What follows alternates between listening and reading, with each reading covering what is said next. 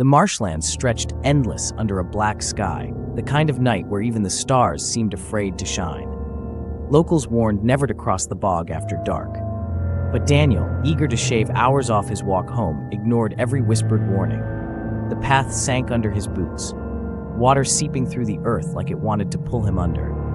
That's when he saw it, faint, swaying in the distance. A lantern. At first, relief washed over him. Someone else was out here. Maybe a fisherman, maybe a night hunter. The light bobbed ahead, weaving slowly between the reeds, never too close, never too far. Daniel followed, but the marsh grew unfamiliar. The path narrowed, water deepening around his knees. The lantern never stopped moving, glowing sickly yellow-green, like fire caught in rotting glass.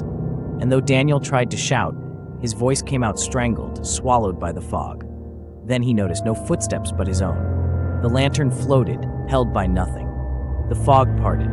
The lantern man stood there. His body was stretched too long, limbs thin as reeds, skin slick and gray like something drowned. Empty sockets oozed black water, and from the hole of his gaping mouth, a swarm of pale moths burst out, scattering into the dark.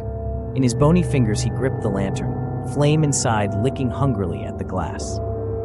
Lost, the lantern man croaked, though his mouth never moved.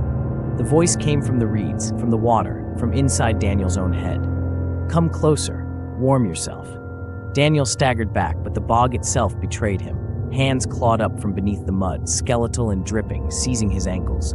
The water writhed with bloated corpses, their milky eyes staring, their mouths bubbling his name. The lantern man raised the lantern higher, and Daniel felt his skin crawl. The flame inside wasn't fire, it was faces. Dozens, screaming in silent agony, mouths open wide, eyes wide with eternal terror. Each one flickered like a candle's wick before vanishing into smoke. Daniel thrashed, but the corpses pulled harder, dragging him waist-deep into the sucking mire. Cold water filled his mouth. He screamed, too late. The lantern man leaned close, lantern swaying.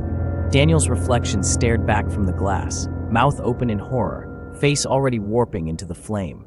The last thing he saw was himself burning in that sickly light, was screaming soundlessly from within the lantern. When dawn came, travelers found the bog quiet. Only a single lantern sat half-buried in the reeds, its dim light flickering faintly. If you looked too close, they said, you'd see a man's face inside, forever trapped, forever burning. And sometimes if you linger too long, another face appears, yours.